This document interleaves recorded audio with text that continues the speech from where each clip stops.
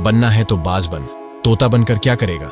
उड़ना है तो ऊंचा उड़, पिंजरे में रहकर क्या करेगा? लेना है तो डिसीजन ले, सलाह लेकर क्या करेगा? जीना है तो बाज बन, चापलूसी करके क्या मिलेगा? फैलाने हैं तो पंख फैला, अफवाह फैलाकर क्या करेगा? सभी लोगों ने आपसे कहा होगा, बनना है तो बाज बन, उड़ना है तो बाज की तरह ऊंचा उड़, बड़े सपने देख, मेहनत कर। पर किसी ने यह नहीं बताया कि यह सब करे कैसे। तो आज मैं आपको बताऊंगा कि आप यह सब कैसे करोगे। क्या यह आसान होने वाला है? नहीं, बिल्कुल भी नहीं। पर यह असंभव भी नहीं है। आपको सबसे पहले बाज के एटीट्यूड को अपनाना होगा। Attitude of an eagle. Eagle के माइंडसेट को समझना होगा। नंबर 1, बाज को तूफान पसंद है। जितना खतरनाक मौसम होता है उससे कई ज्यादा बढ़ा बाज का हौसला होगा। जब बारिश होती है, तूफान आता है तो सभी पशु पक्षियों अपने घोंसले में चले जाते हैं, पर बाज ही ऐसा प्राणी है जो तूफान को चीरता हुआ, आसमान को चीरता हुआ बादलों से ऊपर निकल जाता है, अपने पंख फैलाकर पूरे आसमान को ढक देता है। जब पूरा संसार भीग रहा होता है, वह बादलों में गोते लगा रहा होता है। बारिश में तो मोर भी नाचता है, पर तूफान का स्वागत सिर्फ बाज ही करता है। जितना भयंकर तूफान होगा उतना भयंकर बाज होगा। सिर्फ बाज ही ऐसा प्राणी है जो अपनी मुसीबतों का शिकार करता है। आप अपनी मुसीबतों से घबराना मत, अपनी मुसीबत का शिकार करो। उसे अवॉइड मत करो, उसका शिकार करो, क्योंकि वही आपको और मजबूत और ज्यादा ताकतवर और ज्यादा तेज और स्मार्ट बनाएगी। नंबर 2, बाज के पास विजन होता है। बाज की नजर ही तेज नहीं, बल्कि उसका दिमाग भी तेज होता है। शिकार के समय पूरे फील्ड का नक्शा उसके दिमाग में छप जाता है। कब किस स्ट्रेटजी के साथ मुझे अटैक करना है, कहां मुझे स्लो डाउन होना है, किस एल्टीट्यूड में मुझे उड़ना है, वह सब उसे पता होता है। उसका फोकस इतना हाई हो जाता है कि डर क्या होता है उसके दिमाग से ही निकल जाता है अपने गोल्स पर लेजर फोकस के साथ बढ़ना, जैसे उसके लिए एक आम बात हो।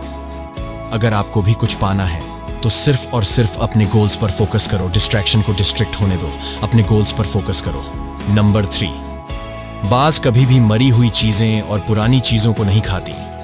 हर दिन वह दोबारा शिकार करता है। अगर आप उसे थाली में भी खाना परोस दोगे तो वह खाने को मुंह भी नहीं लगाने वाली, भले ही उसकी कंडीशन कुछ भी हो। वह उड़ते हुए जाएगी और अपने शिकार को पकड़कर फिर उसको खाएगी। उसको कोई फर्क नहीं कि कल उसके साथ क्या हुआ था। उसको कोई फर्क नहीं कि उसके पंखों में चोट लगी है। उसको कोई फर्क नहीं उसके पंजा में दर्द हो रहा है। सीधी बात बोलूं तो बाज को प्रेजेंट में रहना ज्यादा पसंद है। वह जिस भी कंडीशन में है वह उसको ओवरकम करती है, और यही एटीट्यूड उसको सभी प्राणियों से अलग करती है। कल क्या हुआ आपको उससे कोई मतलब नहीं रखना चाहिए। उस बात को भूल कर आगे बढ़ो। आपकी अभी पूरी जिंदगी बाकी है, कब तक याद करेगा? अपना बीता हुआ कल, आने वाले कल के बारे में कुछ सोचो। इस पूरे ब्रह्मांड में सिर्फ 2 चीजें हैं जो आपको खुश और आगे बढ़ने से रोकती है, और वह है बीते हुए कल में जीना और दूसरों के हिसाब से जीना। बाज कभी भी ऐसा नहीं करती। ना तो वह अपने बीते हुए कल में जीती है, और ना ही दूसरे जानवरों को देखकर उनके जैसा बनने की कोशिश करती है। कहती है, तू भले ही अच्छा होगा, पर मेरे जैसा तो बिल्कुल नहीं होगा। नंबर 4, बाज में जिद होती है, बाज में कमिटमेंट होती है। जब बाज अपना पार्टनर ढूंढती है, वह अपने पार्टनर में उनका कमिटमेंट लेवल देखती है। सबसे जरूरी चीज होती है ट्रस्ट। फिर चाहे वह आपका बिजनेस हो, आपका रिलेशन हो, आपकी प्रोफेशनल लाइफ हो या आपकी प्राइवेट लाइफ हो, हमें अपनी बातों की वैल्यू को समझना चाहिए। आपके द्वारा बोला गया एक एक शब्द तेरे लिए पत्थर की लकीर होनी चाहिए। एक बात याद रखना, जिस दिन आपके शब्दों की वैल्यू खत्म हो गई, उस दिन आपकी वैल्यू खत्म हो जाएगी, और जिस दिन आपने ट्रस्ट तोड़ा, उस दिन आप खत्म हो जाओगे। यह बात जितनी अच्छी तरह से बात समझता होगा, इतने अच्छे से शायद कोई और समझ पाता होगा। नंबर 5, बाज की जानलेवा ट्रेनिंग।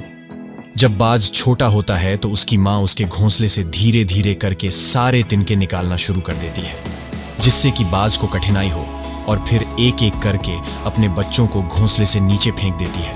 और वह यह सब तब तक करती है जब तक उसके बच्चे उड़ना नहीं सीख जाते, क्योंकि उसकी माँ को पता है कि अगर यह दर्द नहीं सहेंगे तो यह कल का दिन नहीं देख पाएंगे।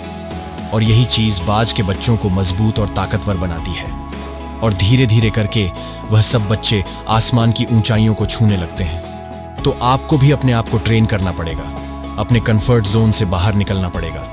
जब बाज अपने कुछ ही महीनों के बच्चों को अपने घोंसले से बाहर निकाल देती है, तो आप इतने बड़े होकर अभी तक अपने मां के आंचल में रहकर क्या कर रहे हो? बाहर निकलो, ये दुनिया देखो। ये दुनिया पूरी बदल गई है, धोखेबाजों से भर गई है। और जब तक आप मुसीबतों का सामना नहीं करोगे, तब तक आप इस दुनिया में सरवाइव नहीं कर पाओगे।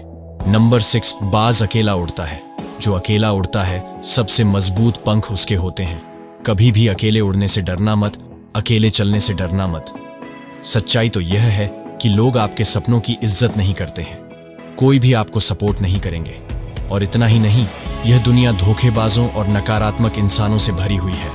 और अगर आप उनको अपने सपनों के बारे में दूसरों को बताओगे, तो वह आपको रोकने की कोशिश करेंगे, वह आपको नीचा दिखाने का प्रयास करेंगे, वह आपके सपनों को समझ नहीं पाएंगे।